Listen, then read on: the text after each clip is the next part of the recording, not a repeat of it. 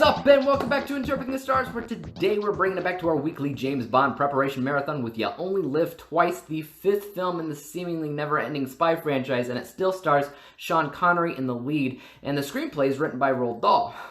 Roald Dahl, the guy who's known for Willy Wonka, BFG, James and the Giant Peach, Matilda, more. He wrote the screenplay to this, which is weird, but you know what? I'll take it. So let's go on a clandestine adventure once again, and let's get cracking. This review is brought to you by the word of the day, clandestine, marked by, held in, or conducted with secrecy. Tensions are high and You Only Live Twice when the United States and Russia are at each other's throats when an unidentified flying object is spotted in outer space, gobbling up other spaceships, and nobody knows who's responsible, so the US and Russia are blaming each other. Bond is tasked to basically figure out who's behind everything and why they're doing it in the first place before the US and Russia start a war over it. Structurally, this film slightly mirrors that of From Russia with Love, because whether you consider this a spoiler or not, it's the same villain seen in 3 out of 4 of the last films, Spectre, the evil organization that deals in extortion, which is led by Dr. Evil, or Dr. Claw, or Blofeld, which is clearly the biggest inspiration for those evil villains.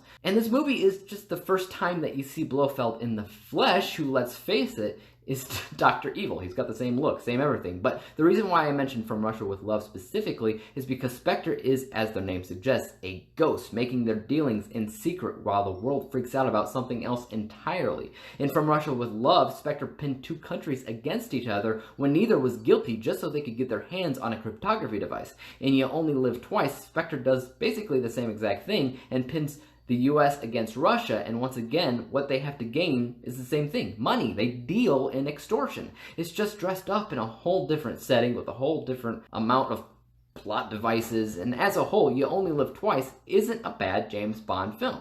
It feels like a good, complex spy mission, plus it acts as a mystery at the same time because there's a denouement where the villain explains his evil plan towards the end, weaving together all the prior questions up to that point. The main thing that I was a huge fan of in this movie was the pacing when it came down to Q. Most James Bond films features the Q character preparing James Bond for his mission early on in the film. He has all the gadgets, right? Well, he shows up seriously late in this movie because he's giving Bond a spy helicopter, which I guess he can't give Bond at the beginning of the movie. I mean, where's he gonna put it, right? But it just seemed really convenient and not planned out very well. The only negative that I have to say about the movie is that there's not a lot of memorable aspects about it, and there should be.